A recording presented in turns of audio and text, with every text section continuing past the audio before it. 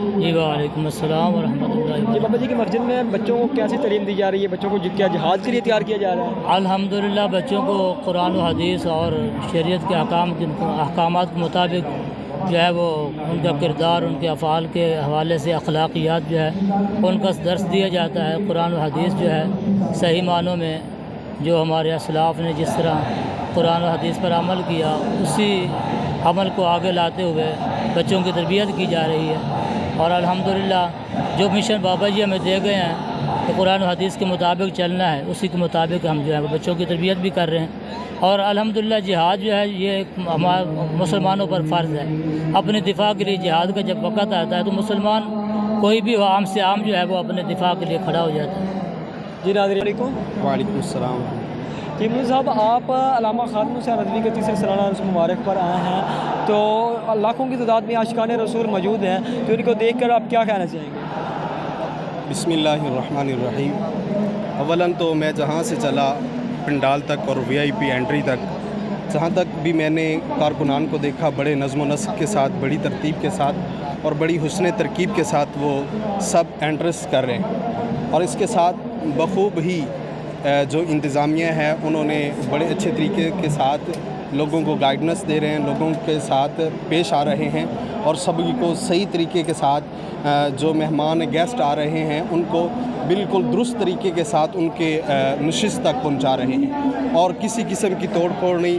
جہاں تک بھی ہم نے کارکنان کو دیکھا، لبیک یا رسول اللہ اور بابا جی کے مشن کے نعروں کے ساتھ وہ لوگوں کو یہ فدا کر رہے ہیں کہ حضرت بابا جی خادم حسین رضوی رحمۃ اللہ علیہ تعالیٰ، ان کا جو مشن تھا وہ بڑا عظیم مشن ہے، اور اس کے ساتھ چلنا ہی یہ امت کی بقا ہے۔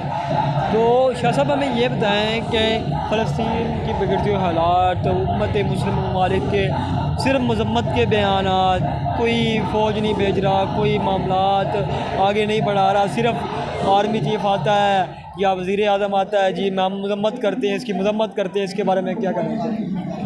اولاً تو دیکھیں کہ جو اسلام کا جو حکم ہے، اسلام کے نزدیک جو آقا علیہ الصلوۃ والسلام کی تربیات ہیں، جو صحابہ اکرام علیہم الرضوان کا مشن ہے، اس کے مطابق ہی ہم سب کو چلنا چاہیے، اور جو اسلامی طریقہ کار ہے۔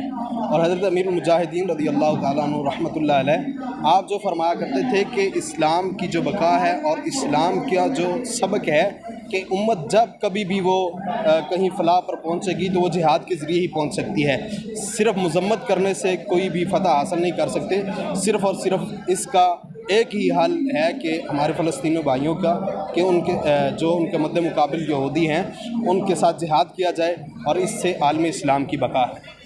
عمر صاحب، آپ ہمیں یہ بتائیں کہ لاکھوں کی تعداد میں عاشقان رسول موجود ہیں، تو آپ ان کو دیکھ کے کیا کہنا چاہیں گے؟ میرے بھائی، عاشق رسول جہاں پر بھی آپ کو نظر آتا ہے، آپ کے منہ پہ اسی وقت مسکراہٹ آ جاتی ہے۔